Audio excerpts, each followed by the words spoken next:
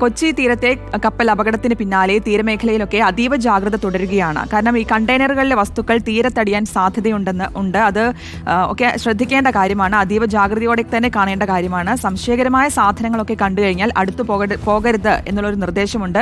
അതൊന്നും തുടരുത് എന്നൊരു മുന്നറിയിപ്പുമുണ്ട്. അപ്പോൾ പ്രേക്ഷകർ പ്രത്യേകം ശ്രദ്ധിക്കുക. 112 എന്ന നമ്പറിൽ വിവരം അറിയിക്കണം. അത്തരത്തിൽ എന്തെങ്കിലും സംശയകരമായ സാധനങ്ങൾ കണ്ടാൽ ഈ നമ്പറിൽ 112 എന്ന നമ്പറിൽ വിവരം അറിയിക്കാൻ മറക്കരുത്.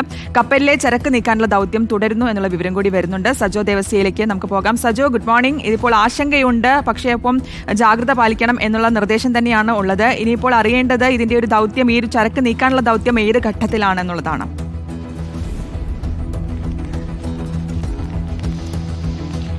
Very good morning. ഇന്നലെയാണ് MSC എൽസ എന്ന കപ്പൽ വിഴിഞ്ഞത്ത് നിന്ന് കൊച്ചിയിലേക്ക് പുറപ്പെട്ട അതിനുശേഷം തൂത്തുക്കുടിയിലേക്ക് പോകേണ്ട ഫീഡർ ഷിപ്പാണ് കൊച്ചിയിൽ തീരത്ത് നിന്ന് 38 നോട്ടിക്കൽ മൈൽ ദൂരം അകലെ കടലിൽ അപകടത്തിൽപ്പെട്ടത്.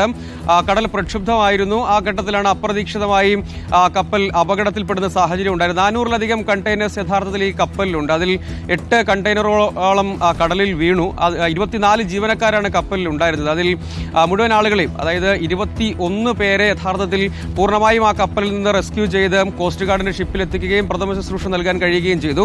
3 പേർ, അതായത് ഈ ഷിപ്പിന്റെ മാസ്റ്റർ അടക്കം 3 പേർ അതിൽ തന്നെ തുടരുകയാണ്. അതായത് ഈ ഷിപ്പിൽ തന്നെ തുടരുകയാണ്. അതായത് ആ ഷിപ്പ് നിയന്ത്രണ വിധേയമാക്കാനുള്ള പരമാവധി കാര്യങ്ങൾ ചെയ്യുക എന്നതാണ്. മറ്റൊന്ന്, ആ ഷിപ്പിൽ അവശേഷിക്കുന്ന കണ്ടെയ്നറുകൾ അവിടെ നിന്ന് മാറ്റി മറ്റൊരു മർച്ചന്റ് ഷിപ്പിലേക്ക് മാറ്റുക എന്നൊരു ദൗത്യം പ്രധാനപ്പെട്ടതാണ്. അതുൾപ്പെടെയുള്ള കാര്യങ്ങൾ ശ്രമിക്കുന്നു. ഒപ്പം ഷിപ്പ് ഏതെങ്കിലും നിലയ്ക്ക് നിയന്ത്രണ വിധേയമാക്കുകയോ അവിടെ നിന്ന് നീക്കുകയോ ഒക്കെ ചെയ്യുക എന്ന ദൗത്യമാണ് ഇപ്പോൾ പുരോഗമിക്കുന്നത്. നേരത്തെ കോസ്റ്റ് ഗാർഡും നാവികസേനയും ചേർന്നുള്ള സംയുക്ത ഓപ്പറേഷനാണ്. അക്കാര്യത്തിൽ ജീവനക്കാരുടെ സുരക്ഷിതത്വത്തിന്റെ കാര്യത്തിൽ എന്തെങ്കിലും പ്രശ്നമില്ല.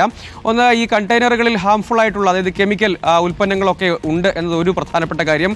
മറ്റൊന്ന്, ഈ മറൈൻ ഗ്യാസ് ഓയിൽ കടലിൽ കലരുന്ന ഒരു സാഹചര്യം. അത് തീരത്തേക്ക് ഒരുപക്ഷെ എത്തിയേക്കാം. കടലിൽ വീണ കണ്ടെയ്നറുകളും ഒഴുകിയെത്തിയേക്കാം. അതിലിങ്ങനെ ഡേഞ്ചറസ് ഗുഡ്സ് ഉണ്ടാവാനുള്ള സാധ്യതയുണ്ട്. അതുകൊണ്ടാണ് ഈ ജാഗ്രതാ മുന്നറിയിപ്പ്, തീരപ്രദേശങ്ങളിലെ ജാഗ്രതാ മുന്നറിയിപ്പ് അതിൻ്റെ ഒരു പ്രധാനപ്പെട്ട കാര്യം അതാണ്. അതായത് ഈ 38 നോട്ടിക്കൽ മൈൽ ദൂരം എന്ന് പറയുമ്പോൾ ഏതാണ്ട് ഒരു 70 കിലോമീറ്റർ എന്ന് കണക്കാക്കണം. അത് തൃശ്ശൂർ, എറണാകുളം, ആലപ്പുഴ ജില്ലകളുടെ തീരങ്ങളിലേക്ക് അങ്ങനെ വീണ കണ്ടെയ്നറുകൾ, ഒപ്പം അതിലുള്ള ഗുഡ്സ്, ഒപ്പം കടലിൽ കലർന്ന ഈ ഓയിൽ എന്നിവ ബുദ്ധിമുട്ടുണ്ടാക്കാനുള്ള സാഹചര്യമുണ്ട്. ഒരു നേരത്തെ എണ്ണപ്പാളിൽ ഒരുപക്ഷെ രൂപപ്പെട്ടേക്കാം, അത് തീരത്തേക്ക് എത്തിയേക്കാം. അപ്പോൾ ഇങ്ങനെ ഡേഞ്ചറസ് ഗുഡ്സ് ഉണ്ട് എന്ന കാരണം കൊണ്ട് തന്നെ ഏതെങ്കിലും നിലയ്ക്ക് അവയെ സ്പർശിക്കുക, തൊടുക, എടുക്കാൻ ശ്രമിക്കുക, അല്ലെങ്കിൽ അങ്ങനെ എന്തെങ്കിലും ശ്രമങ്ങൾ ഉണ്ടായാൽ അത് ഒരുപക്ഷെ അപകടത്തിന് കാരണമായേക്കാം. അതുകൊണ്ടാണ് സംസ്ഥാന ദുരന്ത നിവാരണ അതോറിറ്റിയും ജില്ലാ ഭരണകൂടവും ജാഗ്രതാ മുന്നറിയിപ്പ് നൽകിയിരിക്കുന്നത്. ഒപ്പം ഈ ദൗത്യം പൂർണ്ണമായും പൂർത്തിയായിട്ടില്ല. 24 ജീവനക്കാരും വിദേശ പൗരന്മാരാണ്. Captain Russian പൗരനാണ്. മറ്റ് 20 പേർ ഫിലിപ്പൈൻസുകാരാണ്. മറ്റുള്ളവർ വിവിധ ഉക്രൈൻ, ജോർജിയ സ്വദേശികളുമാണ്.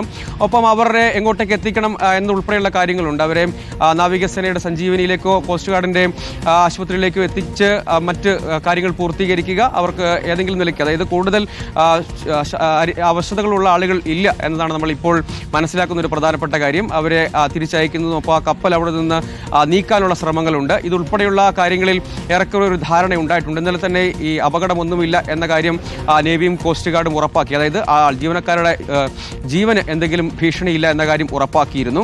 അതുകൊണ്ട് തന്നെയാണ്, അതായത് കപ്പൽ പൂർണ്ണമായും മുങ്ങിയിട്ടില്ല. അതുകൊണ്ടാണ് 3 പേർക്ക് കപ്പലിൽ, അതായത് മാസ്റ്ററും 2 എഞ്ചിനീയേഴ്സും 2 ചീഫ് എഞ്ചിനീയേഴ്സും അവിടെ തുടരുന്നത്. ഏതെങ്കിലും നിലയ്ക്ക് കപ്പലിനെ നിയന്ത്രണ വിധേയമാക്കാനോ ഈ കപ്പൽ അവിടുന്ന് നീക്കുന്ന കാര്യങ്ങളിലടക്കം നേതൃത്വം നൽകുന്നതിന് വേണ്ടിയാണ്. അതുകൊണ്ട് അക്കാര്യത്തിൽ എന്തെങ്കിലും ആശങ്കയില്ല. നേരത്തെ കോസ്റ്റ് ഗാർഡിന്റെ ഡോണിയർ എയർക്രാഫ്റ്റ് അടക്കം സംഭവ സ്ഥലത്ത് നിരീക്ഷണം നടത്തുകയും ഇപ്പോഴത്തെ ഒരു സാഹചര്യം വിലയിരുത്തുകയും ചെയ്യുന്നുണ്ട്.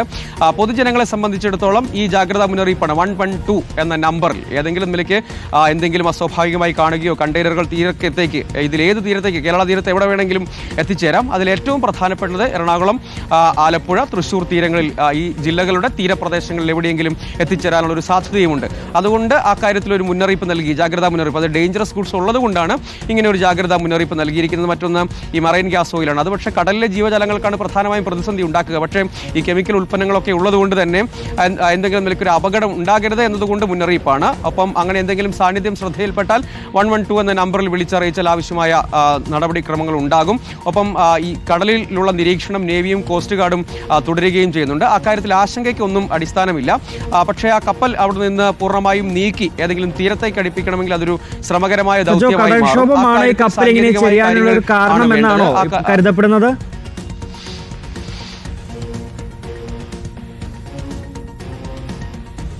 രണ്ട് കാര്യങ്ങളാണ്. ഒന്ന്, നേരത്തെ നാവികസേനയുടെ PRO അടക്കം നാവികസേനാ വക്താക്കളും ഒപ്പം അവരുമായിട്ട് കോസ്റ്റ് ഗാർഡും ഒക്കെ ആശയവിനിമയം നടത്തിയപ്പോൾ പ്രാഥമികമായൊരു നിഗമനമാണ്. എന്താണ് യഥാർത്ഥത്തിൽ അപകടത്തിലേക്ക് നയിച്ചത് എന്നത് കപ്പൽ കമ്പനി തന്നെയാണ് വിശദീകരിക്കേണ്ടതെങ്കിൽ പോലും പ്രാഥമികമായി കടൽ വളരെ റഫായിരുന്നു. അതാണ് ഈ വളരെ വേഗത്തിലുള്ള അപ്രതീക്ഷിതമായ ഒരു അപകടത്തിലേക്ക് നയിച്ചത് എന്നതും ഒപ്പം കപ്പൽ തന്നെയുള്ള ചില സാങ്കേതിക പ്രശ്നങ്ങൾ കൂടി ഈ അപകടത്തിലേക്ക് നയിച്ചു എന്നുകൂടി നമ്മൾ മനസ്സിലാക്കുന്നുണ്ട്. പക്ഷേ സ്ഥിരീകരിച്ച വിവരം, അതായത് ഇക്കാര്യത്തിൽ രക്ഷാപ്രവർത്തനവും കപ്പൽ അവിടുന്ന് നീക്കുകയും ചെയ്യുന്ന ദൗത്യം മാത്രമാണ് യഥാർത്ഥത്തിൽ നമ്മുടെ സേനാ വിഭാഗങ്ങൾക്കുള്ളത്.